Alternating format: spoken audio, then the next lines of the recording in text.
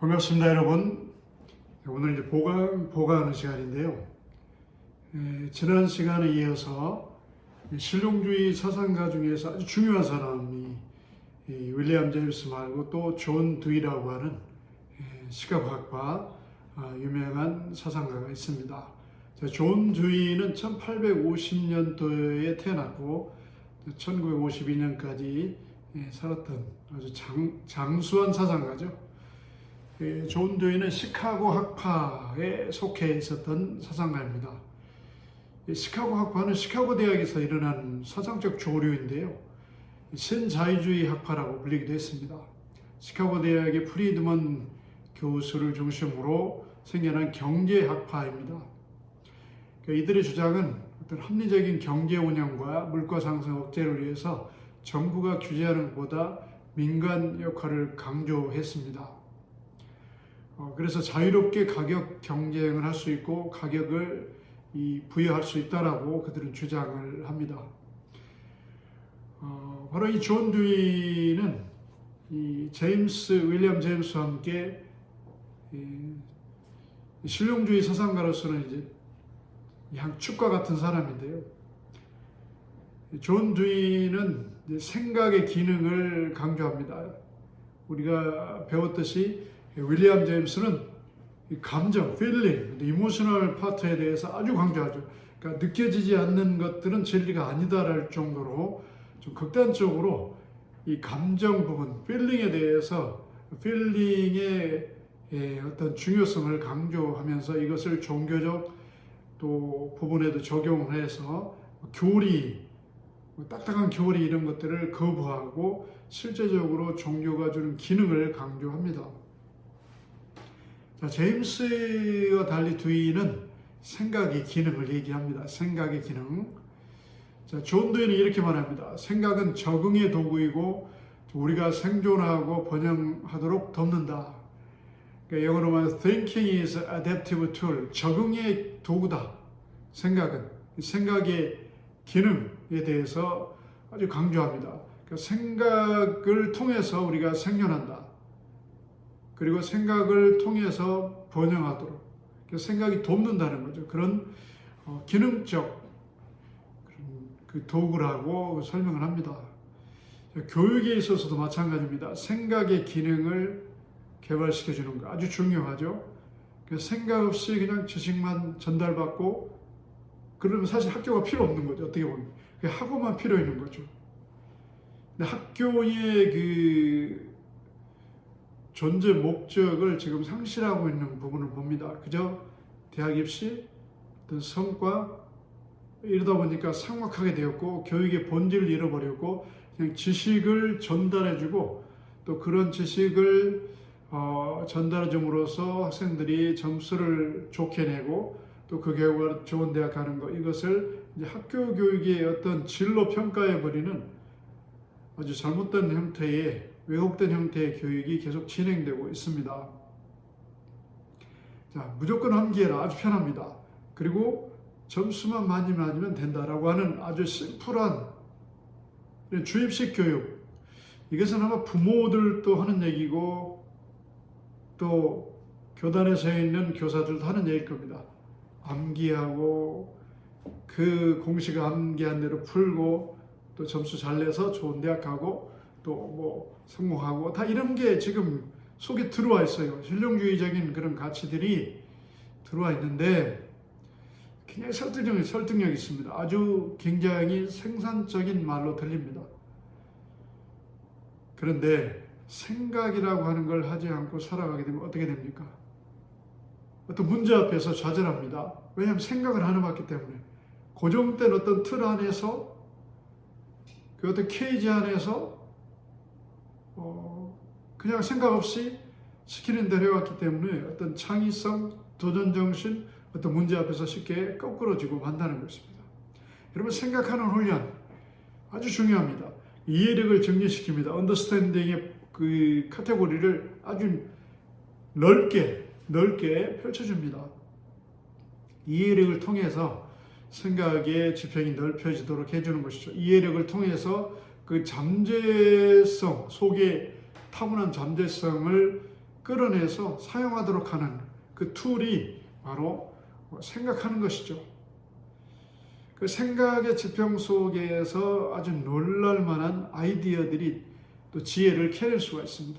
이 부분을 지금 놓치고 있죠. 한국 교회든지 한국 교육계든지 이 부분을 놓치고 있습니다. 성과주의, 성공주의, 대학 입시 경쟁률을 뚫고 뭐 좋은 대학에 가는 거 이런 것들이 주된 기준이 목표가 되다 보니까 이런 본질적인 면들을 잃어버리고 그냥 현실주의에 모든 사람들이 흔들리고 있는 모습을 안타까운 모습을 보게 됩니다.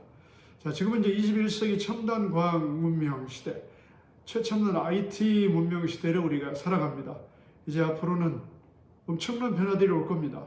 이런 변화 속에서 지금까지 했던 방식을 가지고 그냥 생각 없이 지식을 암기하고 또 그것을 시험지에서 그 결과를 평가받고 그 실력을 평가받는 것. 이게 생존 그 수명이 얼마나 될까요? 그렇게 길게 가지 않으리라고 저는 봅니다. 이제 IT 산업에서 학교에서 가르칠 수 없는 부분들이 굉장히 많습니다. 4차 산업 앞으로 엄청난 변화가 있을 겁니다. 기존의 직업들에 대한 어떤 변동이 있을 것이고 AI 분야가 벌써 깊숙이 들어와 있습니다. 뭐 코딩에 대해 제가 말씀드렸죠. 프로그래밍에 대해서 이런 모든 것들이 그런 아이디어 지혜가 생각하는 훈련을 통해서 거기에서 얻게 됩니다. 생각의 훈련, 이해력의 지평을 넓혀주기도 합니다. 아주 중요한 부분이죠. 자, 앞으로의 세계는 역사와 삶의 주변에서 일어나는 다양한 문제들을 더 다양하게 직면하게 될 겁니다.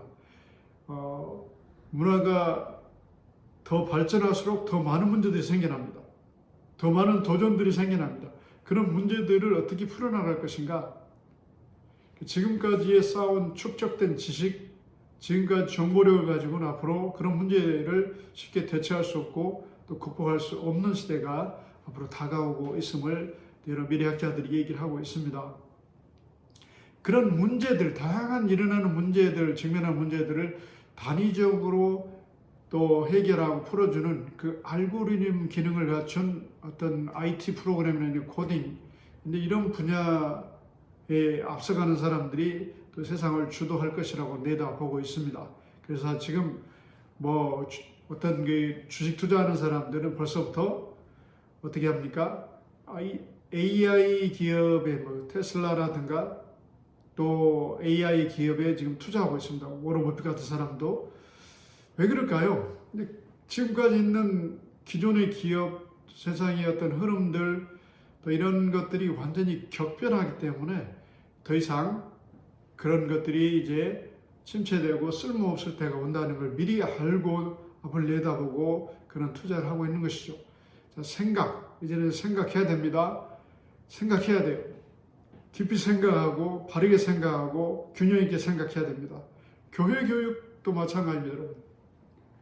여러분, 교회 교육 참 어렵습니다. 지금 코로나 이전부터 전국 교회들이 염려하는 것들이 주일학교라든가 중고등부가 없어지는 교회들이 많이 생겨났습니다. 그리고 젊은이들, 청소년 젊은이들이, 대학생들이 교회를 떠나버립니다.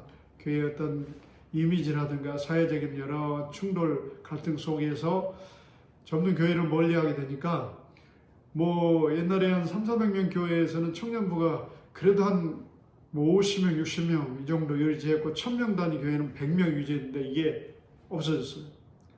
제가 어떤 교회 얘기를 들으니까 한 300여 명, 400명 나오는데 청년부가 지금 청년들이 없어졌어요. 심각한 문제입니다. 지금 코로나가 와가지고 설상가상으로 이제 아이들이 안 나오잖아요. 특히 이제 불신 가정에 있는 자녀들은 부모들이 못 가게 하니까 아예 안 나옵니다. 그럼 교회 교육이 침체 후퇴 없어져 버리는데 다음 세대가 끊어지게 생겼습니다. 교육 문제를 한번 좀 심각하게 짚어봐야 돼요. 교육, 어떻게 교육할 것인가? 지금까지 어떻게 교육을 해왔는가? 그냥 교회에서 사실 암기식 교육이 많거든요. 물론 암기해야 돼요. 하나님 말씀을 암기하고 암송하고 그것을 또 영혼의 등불로 삼고 삶에 적용하는 거 당연합니다. 그럼에도 불구하고 성경에 보면은 묵상한다. Meditate words of God. Daily basis. 매일 하나님 말씀을 또 night and day, 뭐 밤낮으로 meditate 한다고 그러죠. 묵상한다. 이것은 깊이 생각한다는 것이죠. 깊이 생각하는 거예요. 자, 하나님의 말씀을 내 주관적인 해석을 하지 않고 하나님의 말씀의 인도를 받아서 내가 그 말씀 복종하고 그 성령님의 조명을 따라서 깊이 말씀을 묵상할 때, 생각할 때 거기서 지혜가 나오고 능력이 나오고 다니엘 같은 사람이 나오고 또 솔로몬 같은 사람이 나오셨다는 거죠. 자, 어떻게 교육을 해야 될까요? 한번 생각해 봐야 됩니다. 교회 교육의 방법론을 한번 생각해야 돼요. 기존의 방법론. 교사들이 교재 준비해가지고 가르치는 것으로 끝내야 됩니다. 전략을 바꿀 필요가 있다고 봐요. 생각하게 하는 거죠. 그 말씀을 가지고 이 세상을 보는 눈을 뜨게 해주고 그 말씀을 기준으로 해서 또 이 세상의 흐름을 파악하고 또 살아갈 어떤 지혜를 찾아낼 수 있도록 교사가 그런 역할을 해줘야 되고 또 가르치는 교육자들이 그런 방향성을 제시해야 한다고 저는 생각을 합니다. 자, 여러분 생각하는 훈련을 학생들에게 또 청년들에게 성도들에게 시키시기 바랍니다. 생각하는 거. 깊이 생각하면 질문이 많아집니다. 교육자들이 또 두려워하는 것 중에 하나가 성도들이 질문을 하게 되면 두려워한다고 그래요. 두려워할 필요가 없어요.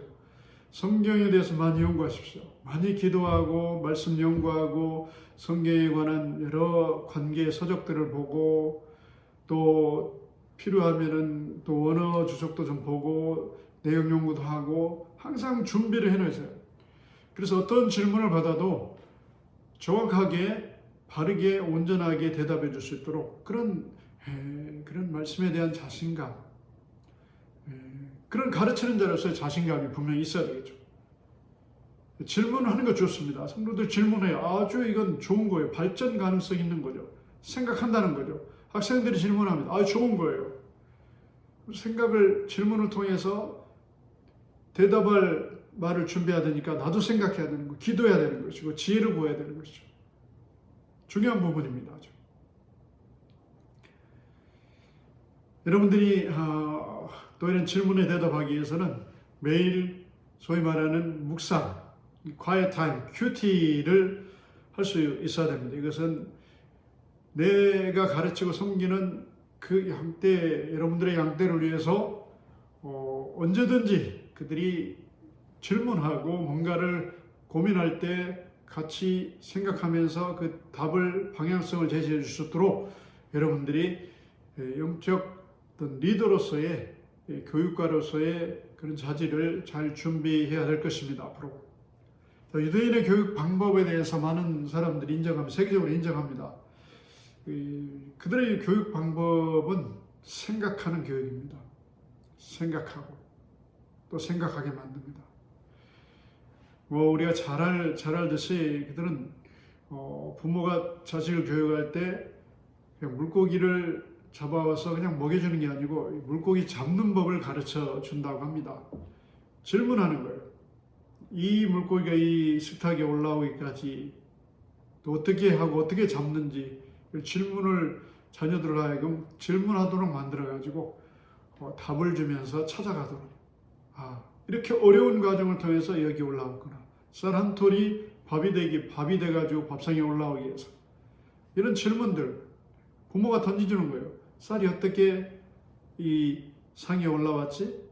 단순하는 거 아니에요. 그럼 가게에 사오지 않았겠어요? 그럼 가게에서는 어디서 갖고 왔지? 또 어떻게 됐지 농부가? 이런 질문들을 하게 만드는 겁니다.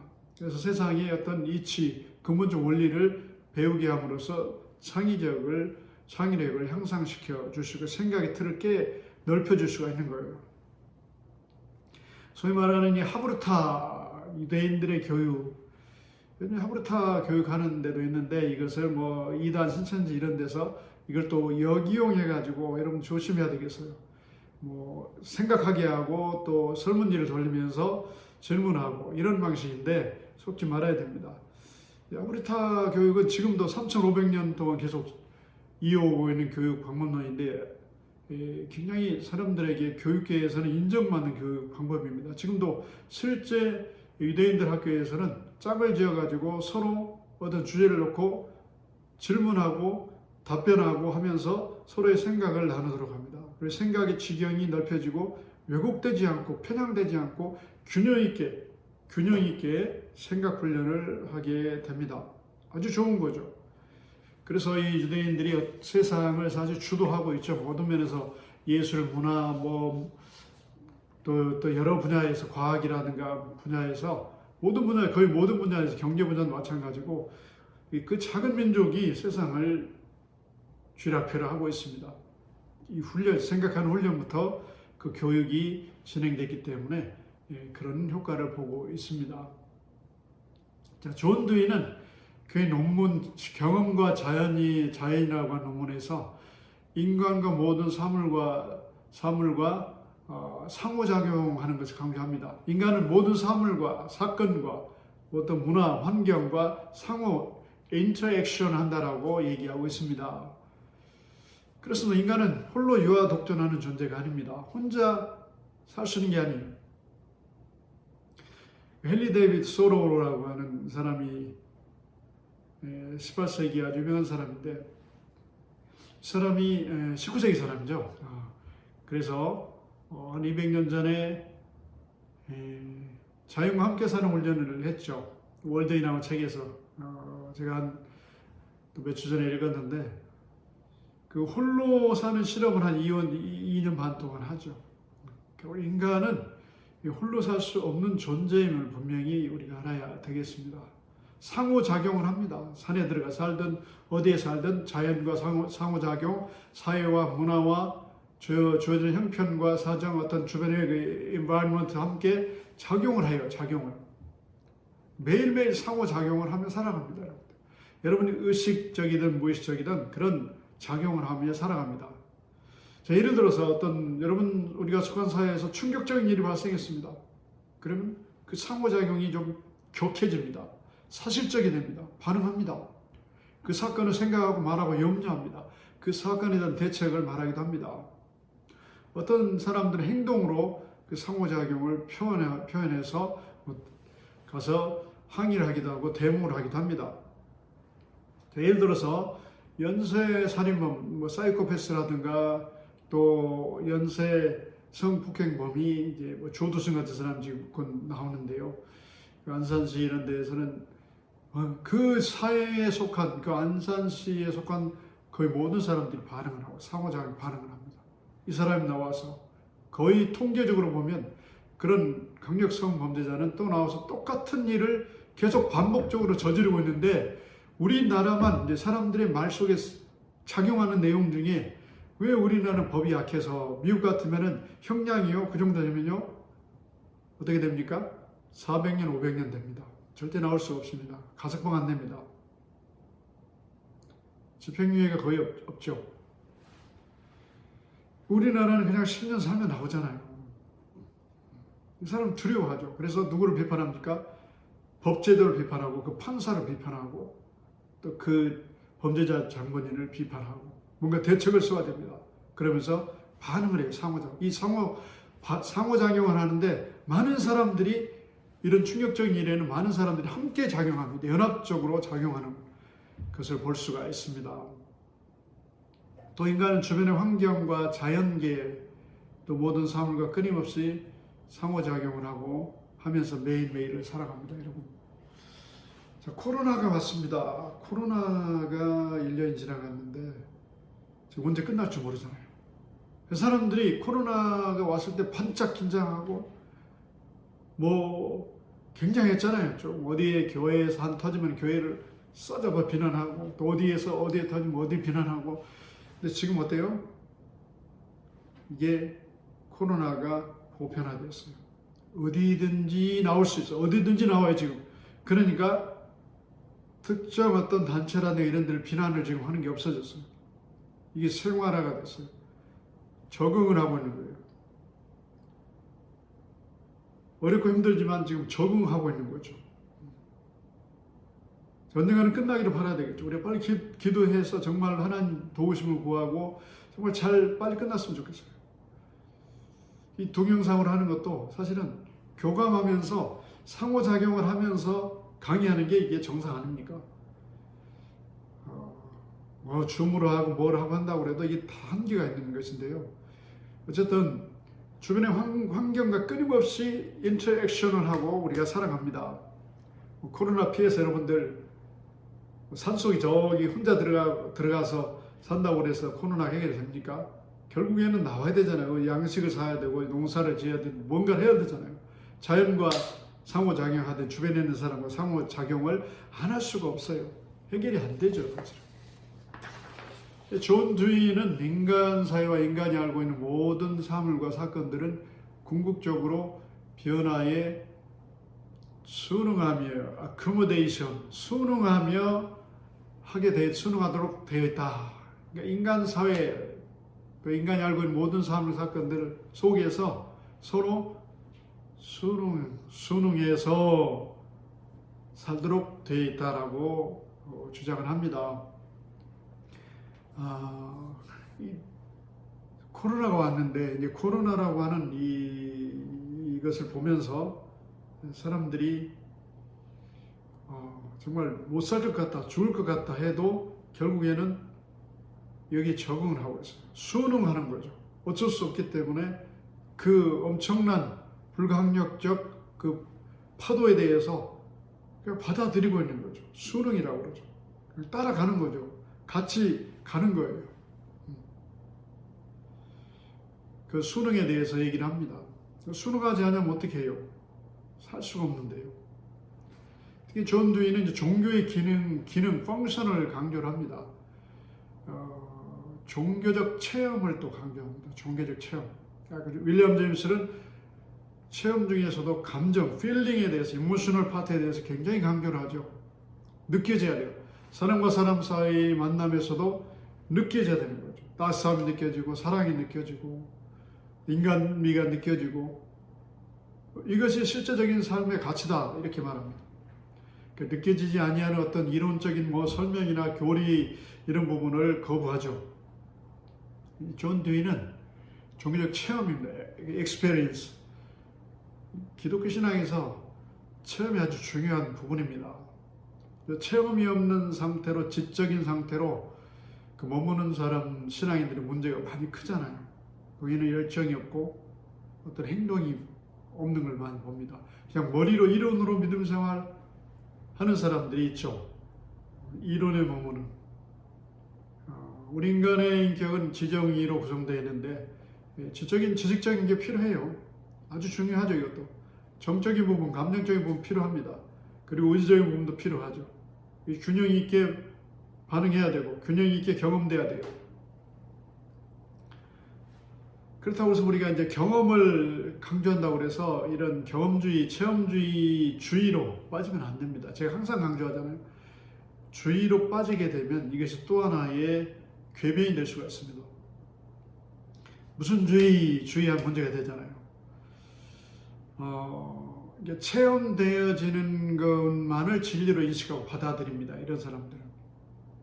느껴지는 거, 체험되는 거, 이것만이 받아들이고 이것만이 진리라고 생각하니까 다른 사람들, 체험하지 못한 사람들은 아주 우습게 볼 수도 있고 교만해질 수도 있다는 거죠. 그리고 궤변에 빠질 수도 있고 어떤 독선적 논리에 빠질 수도 있는 것이죠. 존 듀이는 종교적 경험은 다양한 인간관계 속에서 자연스럽게 동화돼야 된다라고 얘기를 합니다. 그것이 곧 사회적 신념을 구성한다라고 말하는데요. 존 듀이는 종교적 경험이 자기의 주관적 신념이나 어떤 독단적 관념에 머물러서는 안 된다는 걸 말합니다. 내가 이렇게 체험했으니까 이것이 기준이다. 너희들도 이렇게 따라라. 이런 경험을 해야 된다. 이렇게 독단적 관념 속에 갇힐 수 없다는 것이죠. 잘못된 것을, 오류를 이렇게 경험한다는 것입니다. 주관적이죠. 체험, 경험은 대부분 주관적이에요. 주관적. 나는 이렇게 따뜻한데 너는 왜 춥다고 그러니? 벌써 그것부터 틀리는 거죠. 어떤 사람 체질이 뭐 겨울에도 굉장히 따뜻해요. 어떤 사람은 겨울에 추우면 잘 못 살아요. 이게 체험이 다른 거예요, 벌써부터. 어떤 분위기에 들어갔어, 어떤 카페에 들어갔어, 어떤 교회에 들어갔어. 어떤 사람, 어우, 이게 왜 이렇게 칙칙해. 요즘 교회, 카페 같은 데는 좀 어둡게 하잖아요, 색깔로. 뭐 칙칙해, 아우, 어두워. 어떤 사람은 어때요? 아, 분위기 좋은데. 다 다른 거죠. 그 경험 기준, 체험의 기준이 다르니까 사람마다 다를 수 있어요. 내가 어떤 종교적 체험을 했는데 아주 특별한 거다. 나의 체험이 너희들의 기준이 돼야 된다. 이건 독선. 여기서 이단이 나올 수도 있는 거예요. 아주 위험한 논리죠. 자, 객관화되지 않는 체험과 이런 경험은 주관적인 자기 체험이라는 걸 알아야 돼요. 주관적이에요, 그냥. 다른 사람에게 강요할 수 없는 거예요. 그래서 존 두이는 종교적인 경험은 다양한 인간관계 속으로 자연스럽게 동화되어야 된다라고 말합니다. 자, 다양한 인간관계 속으로 자연스럽게 동화되죠. 아주 중요한 말이에요. 균형이죠. 자기 주관적 생각 고집을 버리고 다양한 관점으로 자기를 보고 자기가 경험한 것을 다양한 관점으로 보라는 것이죠. 그래서 나의 주관적 체험이 다른 사람들이 인정할 만한, 보편적으로 수용될 만한 그런 객관화가 됐을 때 다른 사람들이 받아들일 수 있을 정도가 된다. 그러면 이것이 사람들의 유익이 될 수 있고 그것이 어떤 그 사회적 기반을 또 뒷받침하는 어떤 중요한 신념이 될 수도 있다라고 존 듀이가 말하고 있습니다. 균형 있는 체험, 균형 있는 체험의 공유가 건전한 사회의 신념을 구축할 수도 있습니다. 그렇게 말합니다, 지금. 그리고 사회 기반을 차지하는 중요한 지렛대 역할을 할 수 있다는 것을 강조합니다. 경험, 굉장히 경험은 중요한 거죠. 개인적인 거예요. 주관적인 것이죠. 그래서 나의 경험은 절대적인 것이 될 수가 없는 거죠. 항상 객관화해서 다른 사람 입장에서 내 경험을 볼 수도 있어야 되고 다른 관점, 여러 관점으로 또 볼 수 있어야 됩니다. 자, 존 듀이는 교리화된 딱딱한 종교적 개념이나 의식들을 거부하고 종교는 보편화돼야 하고 현실과 관련이 있어야 한다. 이게 실용주의. 종교는 현실과 관련이 있어야 된다. 이게 중요한 말을 지금 존 듀이가 했는데요. 자, 현실과 관계없는 종교, 현실에 대해서 기능을 발휘하지 못하는 종교는 무익하다. 그런 논리입니다. 딱딱한 종교 개념, 사실은 종교의 교리라든가 이런 부분을 보면 딱딱해요. 우리가 말하는 고등 종교로 사회학에서 분류하는 불교라든가 이런 종교들에 보면 다 교리가 있어요. 교리는 사실은 어떤 생활 원리이기 때문에 이게 딱딱할 수밖에 없는 거예요.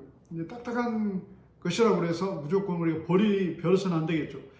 교리는 성경의 내용들을 또 우리가 섬기는 신적 존재에 대해서 우리가 명확하게 또 간결하게 또 체계적으로 알 수 있도록 그걸 체계를 세워놓은 것이기 때문에 아주 중요한 거죠. 그런데 이것을 딱딱하다는 이유로, 재미없다는 이유로 이걸 거부한다? 문제가 있는 거예요, 존 듀이. 그리고 의식들, 리추얼, 종교에 있어서는 모든 종교는 다 의식이 있습니다. 우리 기독교는 예배라고 하는 의식과 또 성예전, 또 여러 다양한 예전들이 있습니다. 이것을 복잡하다고 거부해요? 하기 싫다고 그냥 줄이고 할 수는 없는 것이죠. 중요한 그런 가장 기초적인 부분이죠. 이런 부분은. 의식은. 종교가 보편화돼야 된다. 참 어려운 말이긴 하지만 현실과 관련 있도록 종교의 어떤 관용주의를 얘기하는 거죠. 옛날부터 종교 관용을 얘기를 했어요. 종교가 너무 딱딱하면 안 된다. 근데 사실은 기독교인은 근본적으로 유일하신 하나님을 우리가 섬기기 때문에 이 진리는 절대적이기 때문에 이 사회 어떤 분위기라든가 환경, 문화의 변화에 따라서 진리가 변질될 수는 없거든요.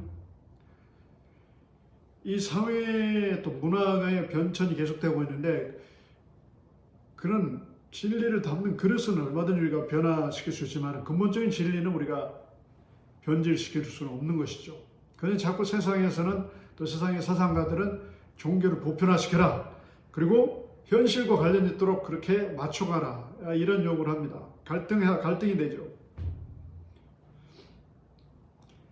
자, 존 듀이는 또 여러 가지 기여를 하긴 해요. 특별히 경험과 의사소통을 강조합니다. 이 커뮤니케이션이 아주 중요하다고 봅니다. 미국이 이제 18세기, 19세기 종교 대각성운동이 일어납니다. 그중 하나가 이제 청교도들이 가서 먼저 거기에 이제 기반을 잡고 이제 교회의 기반을 다진 사람들이 청교도들의 그 역할 했던 많은 업적들이 아주 많습니다. 그래서 우리 청교도를 배우죠. 그럼에도 불구하고 청교도는 굉장히 엄격해요. 그 경건성을 지키기 위해 순수한 신앙을 지키기 위해서 상당히 엄격했어요. 이 틈을 누가 타고 들어옵니까? 네덜란드의 알미니안주의가 들어옵니다. 구원에 대해서 말할 때 인간의 자유의지라든가 공로를 또 강조하면서 이게 너무 좋은 거예요. 그리고 여러 가지 규제라든가 정교도 교회들이 하고 있는 여러 가지 제약을 이렇게 싹 철폐하고 문을 활짝 여니까 이 알미니안 교회로 많은 사람들이 몰려가기 시작합니다. 근데 청교도 교회들이 이제 굉장히 쇠퇴하는 그런 위기 속에 있었을 때 많은 사람들, 많은 목회자들이 거기 위기의식을 느낍니다. 그 중에 하나가 조나단 에드워드가 어떻게 합니까? 거기서 이제 호의적인 종교를 얘기합니다. Affectionate Religion에서. 그 전까지는 교회에서 성도들, 그러니까 공중이 모인 앞에서 자기가 거듭난 것을 증명해 보여야 됐어요. 고백하면서. 까다로웠어요. 그리고 이제 들어와서 또 세례를 받고 성찬을 참여할 수가 있었는데 교회 또 멤버가 됐는데 너무 까다로웠어요. 그래서 조나단 에드워드가 이것을 철폐합니다. 그래서 오늘이라도 교회에 와서 정말 개인 주관적으로 자기가 정말 주님을 영접하고 예수 그리스도 나의 구주를 영접하고 자기가 영원토록 그를 하나님으로 이제 주님으로 섬기는 그런 고백을 하게 되면 그 회심과 개종의 고백을 하면 세례를 줄 수 있었고 또 성찬을 참여할 수 있게 그렇게 합니다. 그러니까 그 교회가 갑자기 이제 소위 말하는 부흥이 일어납니다. 그러면서 이제 또 노예라든가 그 당시 그 지방의 거기에서 또 이런 문제에 대해서 많은 또 논란이 있게 됩니다. 그 자세한 건 제가 다음에 또 말씀드리겠지만, 자, 그럼으로써 이제 소통에 대한 문제가 사실은 이제 실용주의자들이 또 강조하고 조나단 에드워드도 역시 소통에 대한 부분들 너무 엄격하게 어떤 제도적으로 그렇게 종교의 경건을 설정하고 했을 때 사회 안에서 이것을 부딪히는 갈등하는 부분이 있었고 또 사람들에게 너무 벽이 높았어요. 이것을 철폐하고 소통을 하게 됨으로써 이제 어떤 또 다른 돌파구를 찾았다고 볼 수가 있습니다. 여러분, 소통의 문제, 존 듀이는 커뮤니케이션이야말로 가장 탁월한 것이다. 탁월한 것이다라고 강조합니다. 또 다양한 인간의 삶에 의미를 부여하는 가장 건전한 기능이다. 커뮤니케이션을 강조합니다. 교육에 있어서, 특히 교육에 있어서 마찬가지로 소통, 커뮤니케이션이 아주 중요합니다. 주입식 교육에 대해서 우리 실패했습니다. 일반 학교에서도 주입식 교육을 하고 있는데 학원으로 변화됐죠. 뭐 인성교육이니 본질적 교육이니 이건 뭐 다 날아갔죠. 교회 안에서는 어떻습니까? 세상 교회 흐름에 따라 가버린 거죠. 교회에 우리 아이들, 청소년들이 또 청년 대학생들이. 교회 교육 역시 보면 대부분 주입식이잖아요. 생각하고 고민하게 만들고 왜 우리가 예수님을 믿어야 되는지, 또 이해 안 되는 부분에 대해서, 신앙의 부분에 있어서는 수용적인 부분이 있어요. 이해를 시켜서 믿는 게 아니라 수용적인 부분, 하나님의 존재에 대한 것, 예수 그리스도를 믿는 것에 대한 것, 또 다른 여러 많은 주제들은 또 이해를 시켜서 납득하게 하는 문제도 많습니다. 그래서 강론, 예수님 강론을 아주 풀어서 설명을 해주죠. 예화를 들어서 풀어서 설명을 해주기도 하고. 교육의 이 소통 문제에 아주 좀 새로운 좀 전략을 바꿔야 되겠어요. 요즘 여러분 AI도 소통을 하잖아요. 이제 폰을 쓰면서 그 아이폰에 제가 그냥 혼자말로 가끔 하다가 이제 무슨 영어로 무슨 얘기를 해서 그럼 이 폰에 시리 그 어플리케이션이 대답을 합니다. 깜짝 놀랄 때도 있어요. 그 대답한 거에 대해서 또 무슨 반박도 하고 이렇게 하는데, 집에 있는 뭐 TV 앞에 기가진이 이러고 지나가다 무슨 말 했는데 물어봅니다. 뭐라고 하셨어요? 그리고 오늘 마음에 안 들어 그러면 지금 위로한다는 말을 해요, 자기가. 이러면 기계도 반응을 하면서 위로도 하고 입력된 대로 그렇게 하는 세상이 되어가는데, 교회 교육에 있어서 우리가 소통해야 되지 않겠습니까? 물과 기름처럼 그냥 우리 가르치니까 너는 그냥 받아들이라는 식이 아니라 정말 진지하게 그 영혼 속에 심령의 밭에 그 말씀이 뿌리를 내리도록 도와주는 것, 이것이 소통을 통해서 이루어져야 되겠죠. 일방적인 교육보다는, 또 주도적인 어떤 주지적 교육보다는 대화하고 함께 고민하고 하면서 같이 소통하면서 이런 방향의 어떤 방법론을 우리가 추구하고 또 강구해야 되지 않을까, 그런 생각을 합니다. 자, 유대인들 교육을 아까 강조했고, 또 서신서에 보면 바울이 교회 성도들과 교회하고 얼마나 소통을 강조했는지 잘 나와 있습니다. 유대인에게는 유대인처럼 소통하는 거죠. 이방인에게 이방인처럼 눈높이를 맞춰서 소통하는 것은 눈높이를 맞추는 거죠. 이해, understand 밑에 서는 거죠. 그래서 들어주고 그 사람이 어떤 생각을 갖고 있는지, 어떤 주제에 대해서 어떤 반응을 하는지를 우리가 들어보면서 이해하고, 그러면서 교육이 시작되는 거죠. 이해함으로써. 아마 여러분 이제 교회의 그 어린 아이들, 또 청소년들, 대학생들, 청년들, 또 성도들도 마찬가지인데 많은 질문들이 있을 거예요. 여기에서 우리가 소통을 해야 되겠죠. 소통. 어떤 틀에 갖춰진 교육이 실패했기 때문에 이제 앞으로는 생각하게 하고 이해하게 하고 질문하게 하고 이런 소통하는 교육이 분명히 있어야 된다고 봅니다. 그리고 좋은 교회는 또 소셜 밸류리즘, 사회 개량론, 사회를 바꿔가는 거, 발전시키는 거, 이것을 강조합니다. 그러니까 실용주의 교육이 사회를 발전시키고 살기 좋은 나라를 만드는 데 역할을 한다라고 봅니다. 실용주의와 교육 철학 관련해서 실용주의는 현실의 삶에 필요하고 또 기여하고 사람들에게 만족을 주고 사회를 밸류리즘, 개선하는데 그 강조점을 둡니다. 사회가 잘 되게 하는데, 교육의 목적이 좋은 교육을 시켜서 그들이 사회를 개량하게, 살기 좋은 나라로, 사회로 변화시키는, 개량하는 것을 목표로 두고 있습니다. 페스탈로스하고 비슷한 그런 논리를 갖고 있죠. 실용주의 교육 철학은 19세기 말부터 20세기 초에 미국을 중심으로 생겨납니다. 영국의 존 락의 경험론과 그 전통을 반영해서 그 이성과 의식은 경험에서 시작된다고 합니다.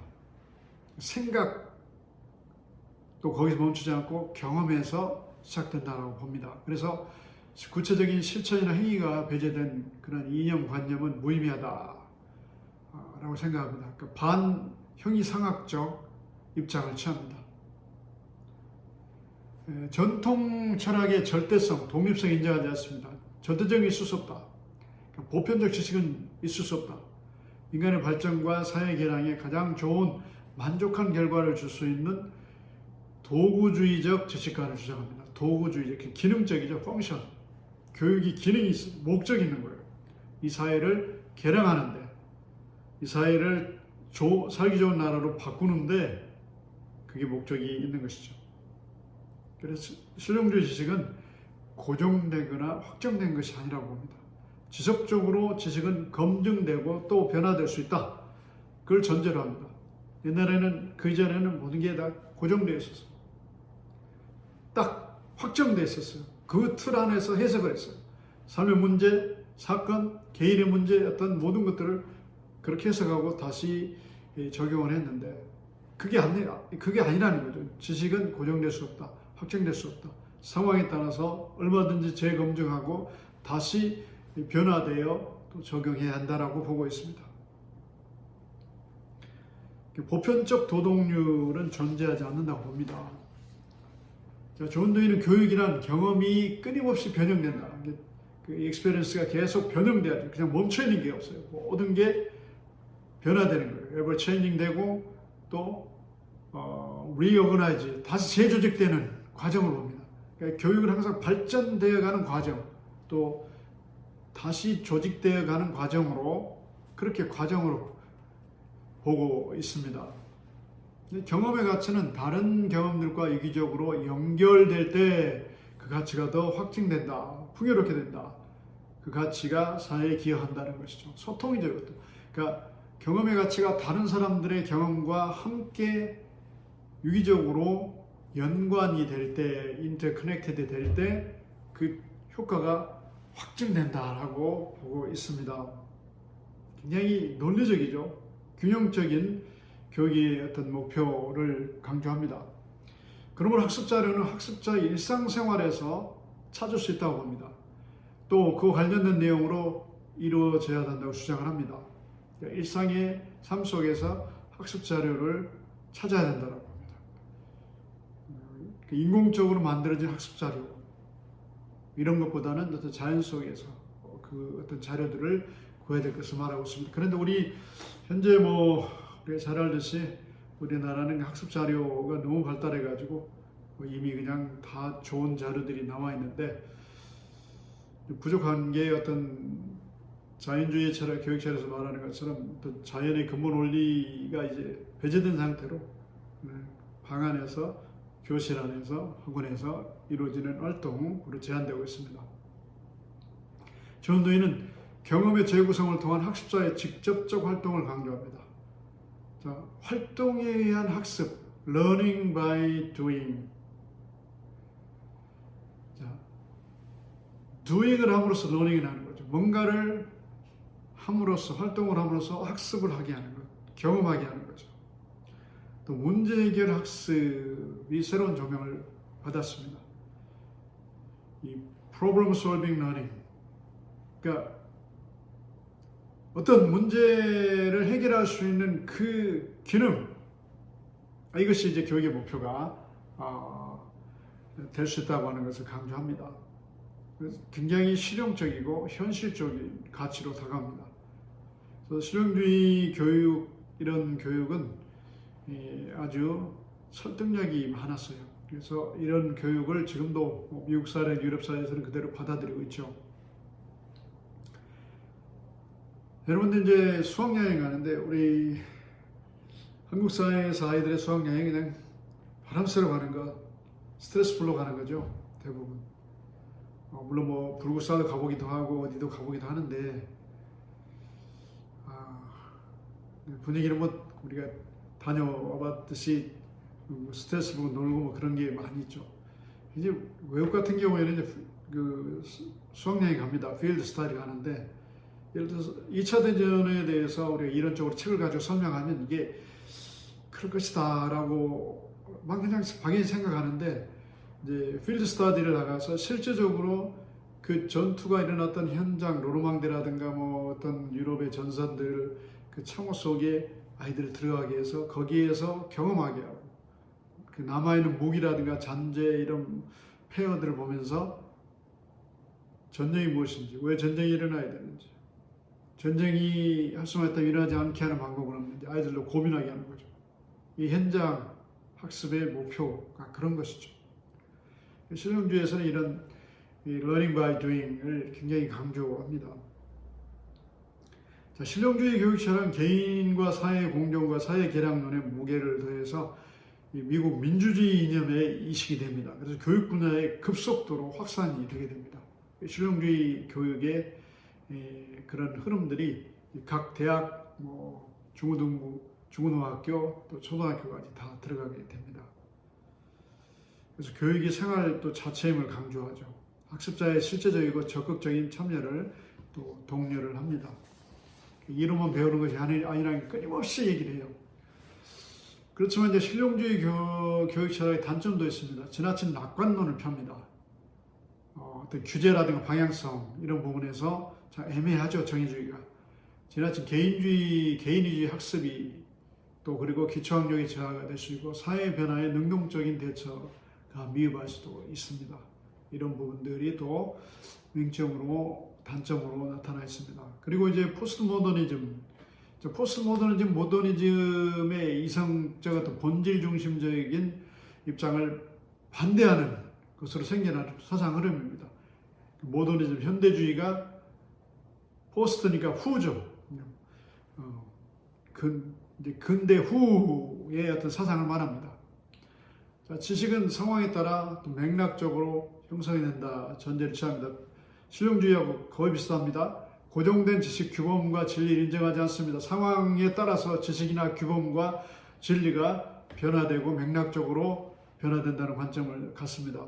지식은 삶과 관심과 삶에서 발생하는 문제 해결을 위해 존재한다는 입장을 갖습니다. 교육의 목적이 아까 실용주의에서도 problem solving learning, 문제 해결, 우리 살아가면서 수많은 문제가 있잖아요. 그런 문제들을 해결하는 능력을 갖춰주는 것이 지식의 역할이고 교육의 역할이라는 걸 강조합니다. 굉장히 그럴싸하죠. 포스트모더니즘은 기존의 절대적 가치나 규범, 사상, 제도에 큰 충격파를 가합니다. 기존의 종교 분야라든가 문화, 예술, 교육, 경제, 가정 모든 분야에 이 포스트모더니즘의 그 엄청난 이 핵폭탄급 영향이 미치게 되는데요. 소위 사상혁명이라고 하는 것으로 이렇게 불리기도 하는데, 포스트 모더니즘으로 세상이 사람들 생각이 이제 물들었습니다. 그래서 지식 절대적인 거 이걸 더 이상 인정하지 않아요. 절대적인 진리, 종교적인 진리 이걸 하지 않습니다. 그래서 종교적인 진리도 변화된다. 그래서 이제 카톨릭이 이제 시교육을 바꾸잖아요. 교황이 바꾸는 거예요 지금. 실용주의죠. 포스트 모더니즘이죠. 그래서 정황에 따라서 흐름에 따라서 의미도 다양하게 해석을 해야 되고 적용도 다양하게 해야 된다 이렇게 보고 있습니다.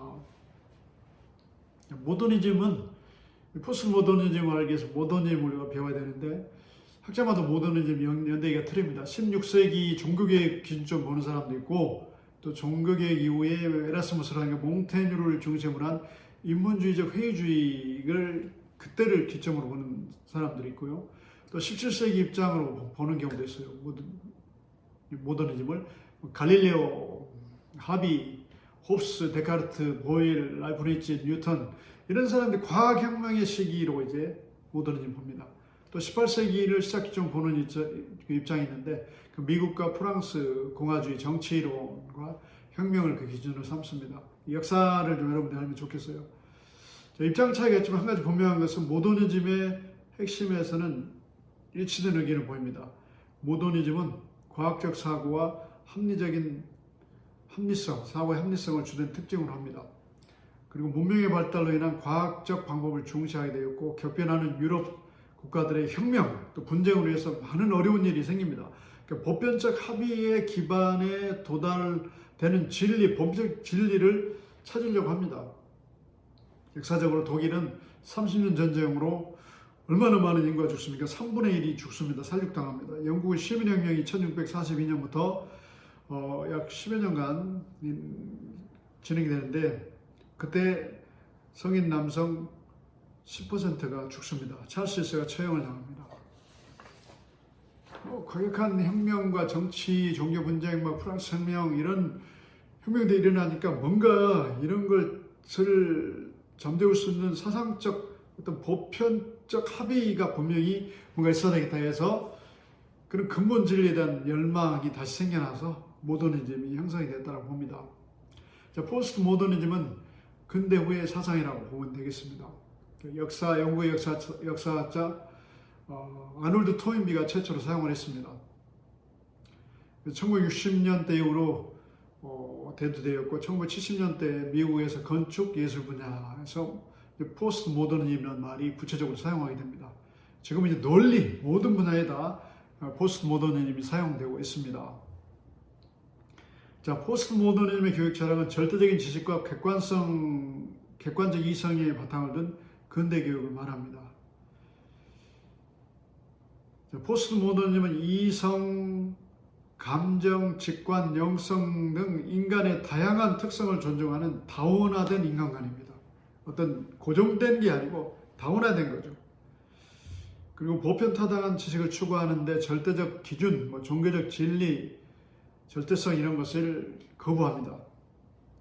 모든 인식 활동은 인식자 주관이 개입된 상태로 상대적 인식이라고 주장을 합니다. 그러니까 이게 얼마나 자유를 주는지 사람들에게 생각의 자유, 행동의 자유를 주는지 모릅니다.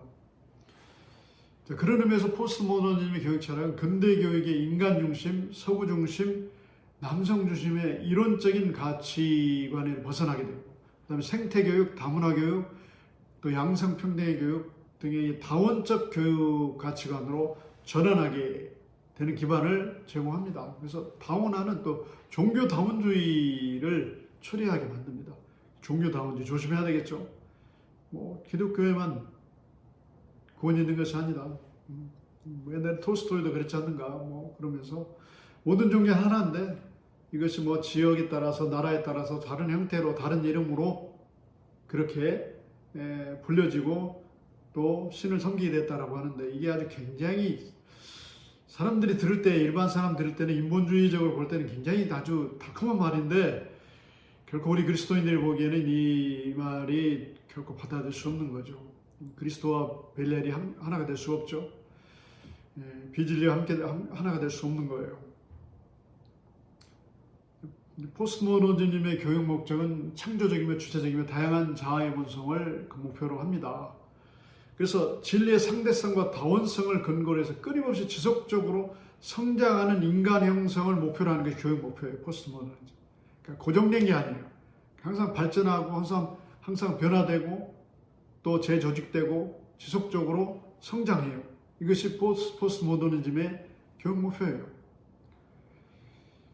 그 활자 중심보다는 교과 같은 통합형 이런 교육 형태를 이끌어냈습니다. 교육자의 학습자의 흥미와 적성 또 능력에 적합한 학습을 추구하는 대화적 협력 학습법을 강조합니다. 그리고 다양한 매체, TV라든가 인터넷, 미디어, 영화, 잡지 또 여러 가지 어떤 주변에 있는 것들을 활용해서 교육할 것을 권장합니다. 유비쿼터스 지난번에 다뤘죠. 어느 곳에서나 이제 이루어진다고 봅니다. 자, 이제 오늘 말씀은 강의의 결론을 내려고 합니다. 포스트 모더니즘과 실용주의에 대해서 우리가 함께 나누는데 비슷한 면이 많았죠.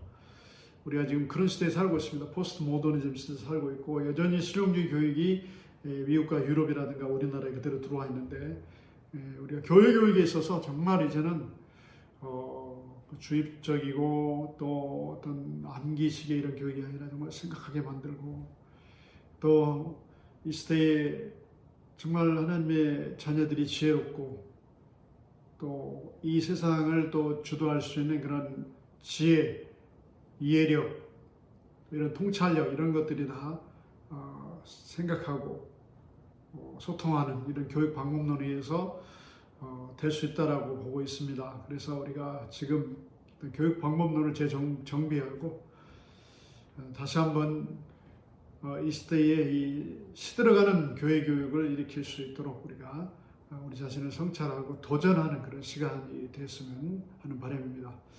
이것으로 이번 강의 마치겠습니다. 감사합니다.